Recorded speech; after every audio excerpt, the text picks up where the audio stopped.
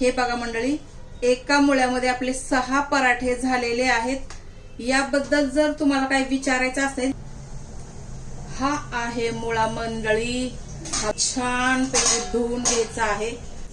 त्यानंतर मुळा आपण छिलून घ्यायचा आहे। चला, मुळा छिललेला आहे। तर खिसताना मंडळी आपण काय करायचंय, ह्या जाड्या साईडनं नाही खिसायचं किंवा बारीक साईडनं नाही खिसायचं, जे मीडियम असते ना, ह्या मीडियम साईजनं आपण मुळा किसून घ्यायचा आहे। किसताना किसणी अशी उभी धरून आपण मुळा छान किसून घ्यायचा आहे। हे बघा मंडळी, आपण मुळा छान किसून घेतला आहे। आपण काय करायचं आहे, यामधलं पाणी पिळून काढायचं। बघा किती पाणी आहे।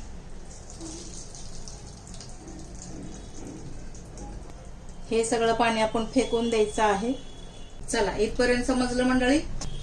हे आहे गव्हाचं पीठ, हे अद्रक लसूण, 4 हिरवी मिरची, चवीप्रमाणे मीठ, हळदी, लाल मिरची पावडर आणि ही आहे कोथिंबीर भरपूर सारी। सर्वात आधी आपण अद्रक लसूण आणि हिरवी मिरची ठेचून घ्यायचं आहे। चला मैत्रिणी, यामध्ये मसाले ऍड करू। हे अद्रक लसूणची पेस्ट, हिरवी मिरची 4 हिरवी मिरची आहे, ही लाल मिरची पावडर, जेवढा आपला मुळा आहे तेवढं साहित्य घ्यायचं आहे, जास्त पण नाही। अर्धा चमच हळदी पावडर आहे मंडळी, थोडस मीठ टाकूया, नंतर आपण टाकायचंच आहे। आता हे मिश्रण छान आपण मिक्स करून घेऊया। चला, इथपर्यंत समजलं। हे गव्हाचं पीठ आहे मंडळी, आपण थोडं थोडं करून यामध्ये टाकायचं आहे। बघा, तुम्हाला मुळा किती आवडतो त्याप्रमाणे यामध्ये गव्हाचं पीठ ऍड करा। जर तुम्हाला मुळा आवडत असेल तर थोडंसंच पीठ ऍड करून पीठ तुम्ही मळू शकता। हे मी छान मिक्स करून घेतलेलं आहे। यामध्ये टाकायचे आहे कोथिंबीर, मीठ टाकायचं आहे चवीप्रमाणे, म्हणजे जरी आपण असा जरी खाल्ला तर छान लागावा, टेस्टी लागावा, त्याप्रमाणेच मीठ टाकायचं आहे। आता हे आपण छान मिक्स करायचं आहे।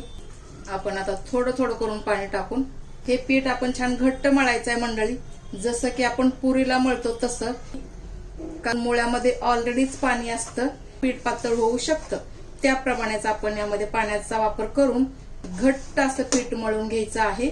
हे बघा मंडळी, असं पीठ मळलं आहे। आपण याला 10 मिनिटासाठी रेस्टला ठेवूया, जास्त नाही, 10 मिनिटाच्या नंतर आपण ह्याचा पुढचा पदार्थ बनवायचा आहे। चला मैत्रिणींनो, 10 मिनिट नक्कीच झालेला आहे। आपण आता ह्याचा मस्त पैकी पराठा बनवून घ्यायचा आहे। ज्यांचे पराठे हमेशा फुटतात, फिलिंगचे पराठे हमेशा फुटतात, त्यांच्यासाठी ही रेसिपी आहे। असे माझ्या पद्धतीने बनवून बघा। तर साईज तुम्ही तुमच्या आवडीप्रमाणे करा मंडळी, किती लहान किती मोठी करणार आहात ते।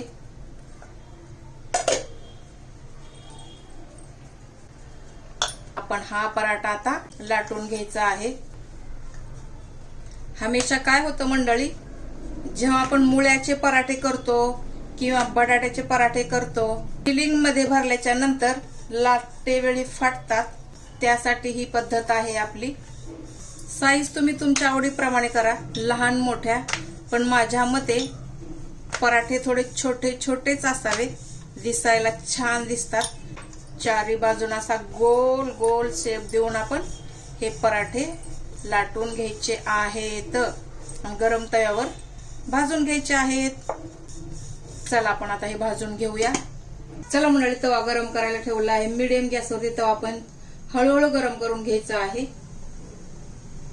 चला मैत्रिणी, तवा छान गरम झालेला आहे। तवा गरम झाल्याच्या नंतर थोडंसं तूप टाकायचं आहे खाली। यामुळे काय होतं, आपला पराठा छान स्लिप होतो आणि ह्या गरम तव्यावरती आपला छोटासा पराठा छान पैकी गोल्डन ब्राऊन आपण मीडियम गॅसवरती भाजून घ्यायचा आहे मंडळी। पहिली बाजू भाजत आली की आपण साईडनं थोडंसं तूप टाकायचं आहे मंडळी। हे बघा, खालती तूप टाकल्यानंतर काय होतं, आपला पराठा असा छान स्लिप होतो आणि चिकटत नाही। तुम्ही नॉनस्टिक तव्यावरती पण करू शकतो। बबल्स थोडे वरती आले ना, मग आपण पलटी करून घ्यायचं आहे। चला, आपण पलटी करू मंडळी। तूप लावायची लगेच गडबड करायची नाही मंडळी भाजल्याशिवाय, कारण काय होतं, जरी भाजलेला दिसला असला तरी तो थोडाफार कच्चा दिसतो, त्यासाठी गोल्डन ब्राऊन झाल्याशिवाय तूप वरती लावायचं नाही। चला मंडळी, दुसरी बाजू छान भाजली गेली आहे। आपण यावरती तूप लावूया। तुपाचा वापर करा, कारण काय होतं, तुपामुळे एकदम मस्त रिच टेस्ट येते मंडळी. तेलापेक्षा तुपाचा वापर केला तर कधीही चांगलं. तूप कधीही दिवसातून 1 चम्मच तरी तूप खात जावा. आता थंडीचे दिवस असल्या कारणाने तर तुपाचा वापर थोडा करायला काय हरकत नाही. जरा थोडासा साईड असा आपण चेपू शकतो. हे बघा मैत्रिणींनो, आपला पराठा छान दोन्ही बाजून गोल्डन ब्राऊन झालेला आहे. आपण आता साईडला, आणि हा आपण दुसरा पराठा यावरती टाकून घ्यायचा आहे.